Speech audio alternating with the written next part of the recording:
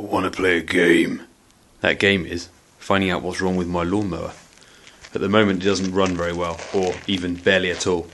Earlier on it did fire up and idled for a couple of seconds, a few seconds, then it cuts out, and then I tried sort of a little while after that and I can't get it to run at all. So this is a quest to try and find out what's wrong with it. Fairly simple things over all these lawnmower engines.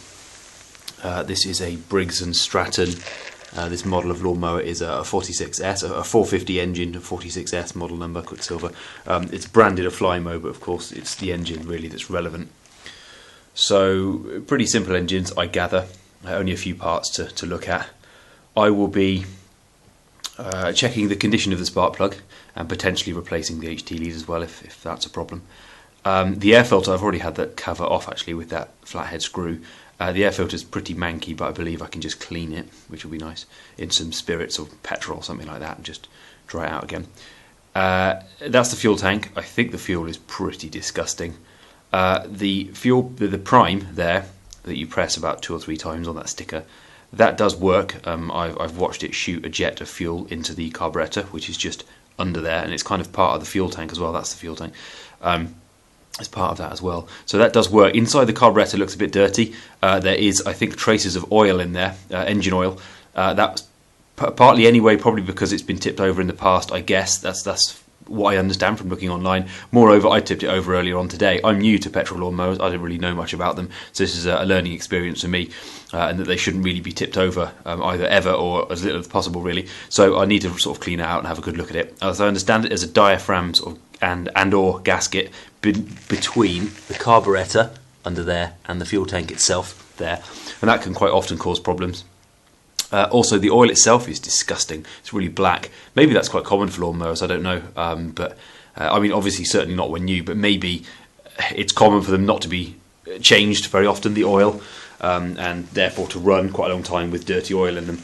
That is where the oil filler tube is on this one, and the dipstick. It's got an O-ring on that screw cap as well. So I'll be probably draining that as well and sticking some more oil in it. I believe it takes 0.6 of a litre, this thing. And I think the oil grade is an SAE 30. I'll be bunging in, to be honest, whatever spare I've got. It's bound to be nicer than what's in there. It'll probably be either a 30 or a 40 grade, but with a winter grade as well, i.e. some car oil of mine. It'll be nicer than whatever it's running on at the moment, no doubt. So, join me on my quest and we'll see what's causing this to not run. My method for disassembling this will be: do you see a bolt? Good, undo it. Simple as that. I aim to just take pretty much everything apart and just see what's what. It's not just about finding out what's what's causing it to fail to start and run properly. It's also, I'd like to just strip it down, have a good look around it, see what it's like inside.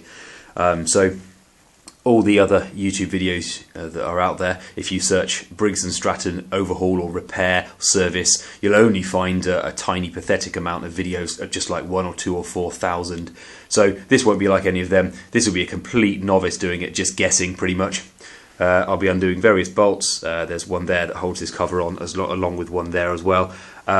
It might be the case that a lot of these bolts are in imperial sizes. I believe Briggs and Stratton is a US firm. I'll be using metrics, that's what I've got, and just seeing if they fit. I'm sure it will. The equivalent would be a 13 and a 10 mil to what I think most of these bolts would be on this one. So if I see it, I'll be undoing it piece by piece and seeing the condition of it, seeing what it's like. I think I've also got a problem with whatever this is down here. Poor light. Governor, I believe it might be called. I think a spring is not attached on mine. I'm not quite sure. I don't know if this would cause it not to start or run. I'll be having a look at that and seeing if that's it. So I'm just going to start disassembling it. 10 millimeters.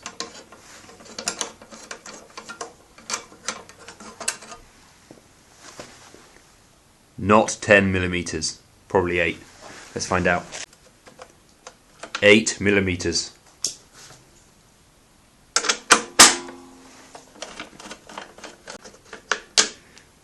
Is that all of the bolts?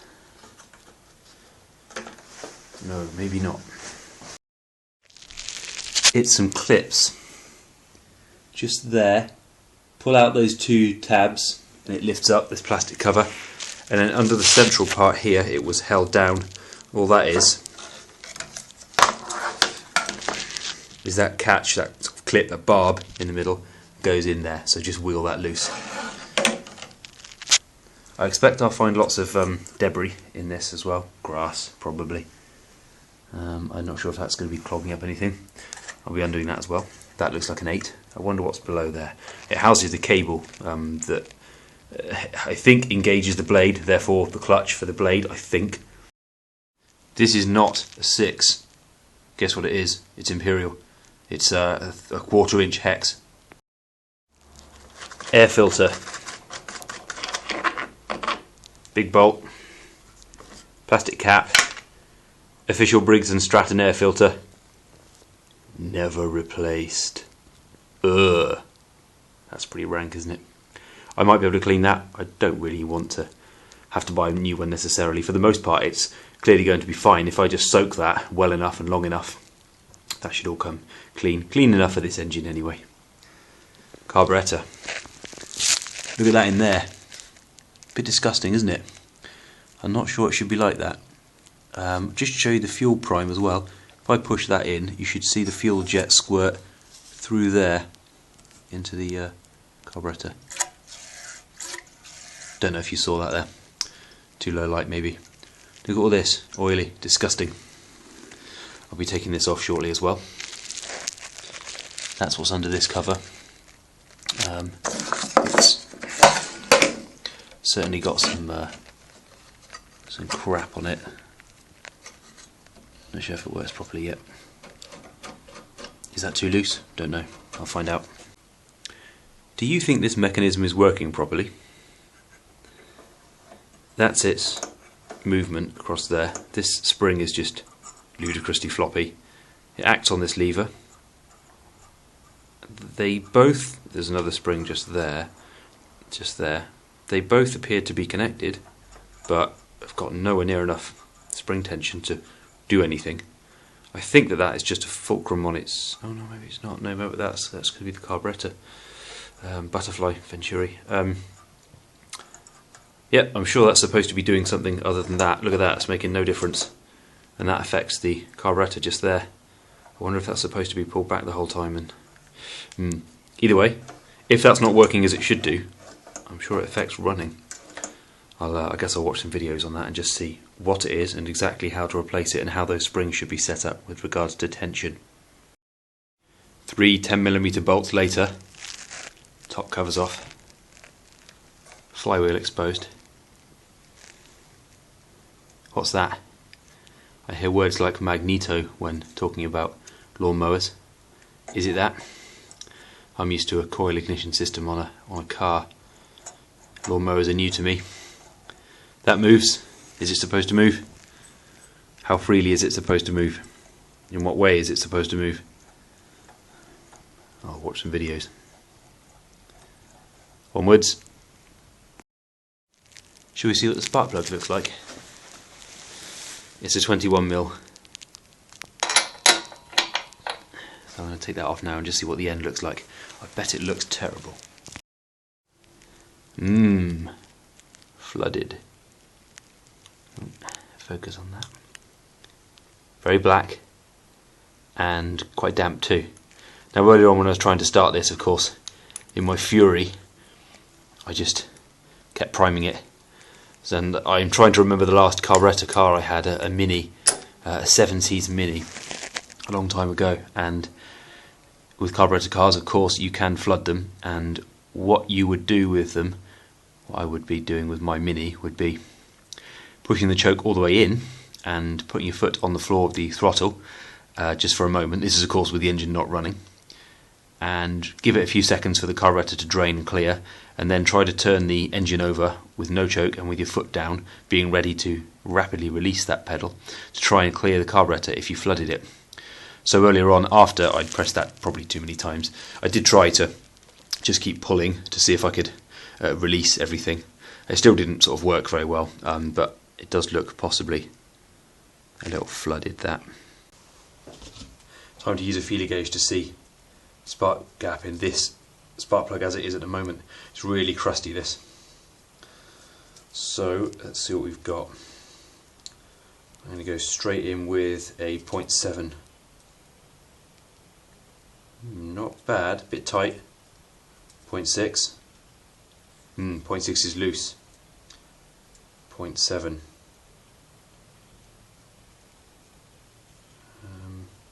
Yeah, actually. I wonder what 0.8 is like.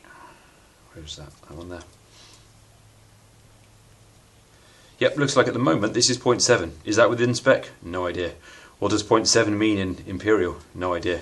The spark gap for this likely might be Imperial if it's an American engine. I've no idea if that's the correct plug or not. RJ19LM. That's a champion plug. I suspect it could easily be original. There's a lot of muck on this plug, probably very old. I should probably replace this as a matter of course. 13mm here. I've also taken out a 10mm just there. Let's see if I can get the carburetor off now, which is of course part of the fuel tank as well. It's kind of all one unit. Let's see how much crap I can get in there as well from all this grass.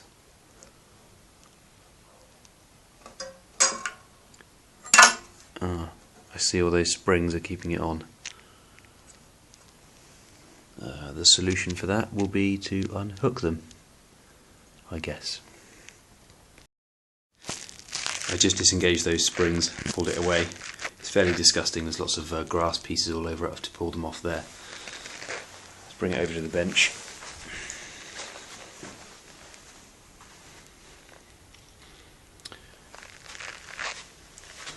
Inside the end of the carburetor. Looks a bit disgusting. I'll tip the fuel out of it now into a container, and that'll be helpful because I need some fuel anyway to clean some of the parts. Do you know the most annoying thing about making YouTube videos? I can't listen to music while I'm doing this. This is exactly the sort of situation that I would like to listen to music for, taking apart a lawnmower engine. And I can't. I hope you appreciate it. No, I thought not.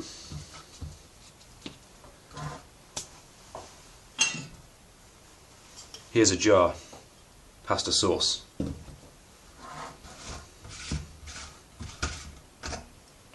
Let's see how gross this petrol is.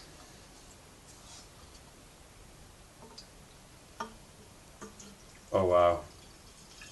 That's filthy. Oh, look at that. Look at that. Can you see that well enough? That's fantastic. Let's get out the dregs.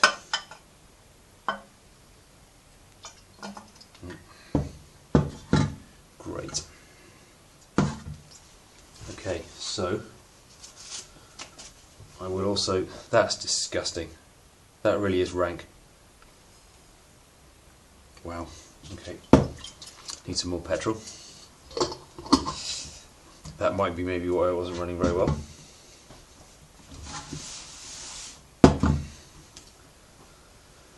Let's take off the carburetor. I should probably clean this muck off it first, shouldn't I really?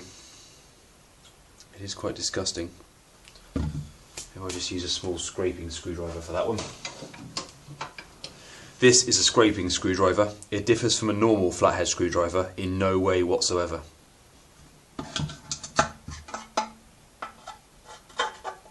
And yes, I'm just going to scrape it straight onto the bench and then clear that up later. That's how I roll.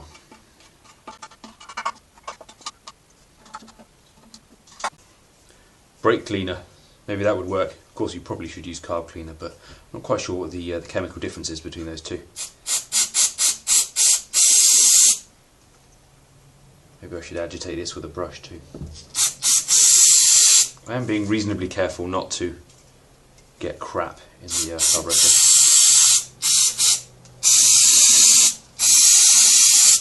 Or the fuel tank. Not that I can make it any dirtier.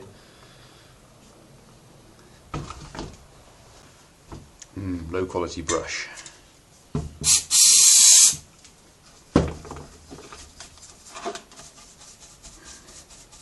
I should be uncovering, you can see them there, these screws. They hold down the carburetor itself onto the fuel tank. There is a machined surface through there, and that is the gasket.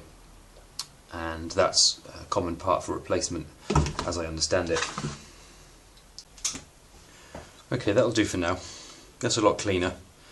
I've managed to clear most of the dirt from around the carburetor screws, the mounts.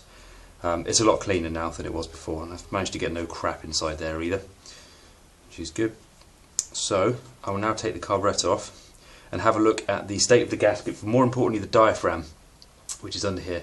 As I understand it, that is the method for pumping the fuel from the tank through the carburetor, and when they get a bit old and weak, it won't pump the fuel very well. That apparently can cause the mower to start but yet cut out, which is one of my symptoms certainly. So I'll take this off now.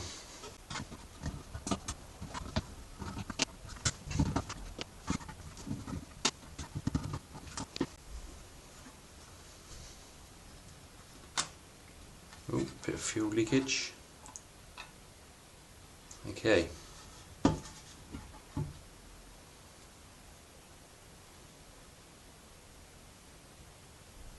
I assume that wasn't in there.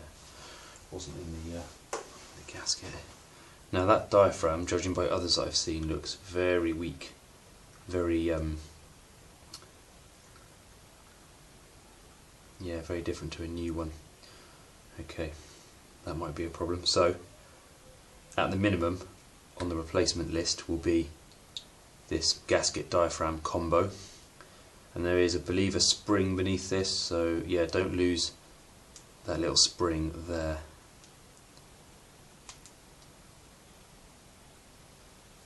There, that's the diaphragm. The music got the better of me. I wanted to listen to some music, so YouTube had to stop for a moment. I cleaned up the gasket that was on here. I haven't got a spare with me right now, so I just wanted to put it back together again. So I've cleaned it up and put it back together again, and made sure that the carburetor was as clean as it can be. Cleaned up the rest of this as best as I can. I've had a good look inside here now, and there doesn't seem to be too much dirt left. I've got pretty much all the fuel out of it now. It doesn't seem to be too bad, so hopefully most of the dirt, because I swirled it around, came out with this. That was the idea. So it seems pretty good at the moment. I will order a new gasket and I will fit one on. I've just cleaned up the air filter housing here, just so it's clean and nice again for the mower. And I will be, I think I will try to clean this up as well. I'm currently dying from the fumes in here, mixture of petrol and now brake cleaner. I've just had to open the garage door because I'm dying.